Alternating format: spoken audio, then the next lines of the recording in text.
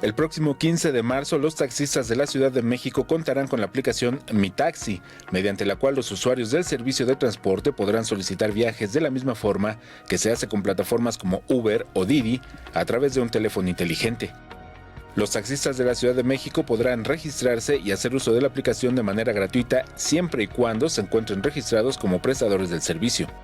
No es obligatorio, es voluntario que se inscriban a la app Mi Taxi. Cualquier persona con la aplicación instalada en su teléfono podrá solicitar un taxi, solo deberá proporcionar su ubicación, indicar el destino y el servicio buscará la unidad más cercana.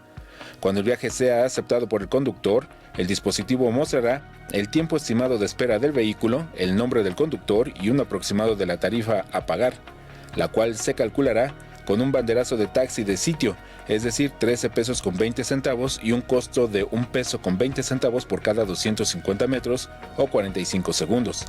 En una primera etapa solo se aceptarán pagos en efectivo. Andrés Layuz explicó que hasta el momento de los 70,000 taxistas que existen registrados por la CEMOVI, solo 8,000 están usando la aplicación Mi Taxi. Reiteró que para mejorar el servicio de transporte en la capital, se encuentra en marcha el programa de sustitución de unidades, para el cual se cuenta con un fondo de 240 millones de pesos. Como saben, los recursos que teníamos destinados son los 300 millones de pesos que salieron del famoso fondo Uber. El año pasado se asignaron alrededor de 40 millones de pesos para las 616 unidades que sustituyeron. Eso quiere decir que tenemos disponibles este año 260 millones de pesos. Imágenes, Liber Rodríguez, información y voz, Alberto Álvarez Santana, 21 Noticias.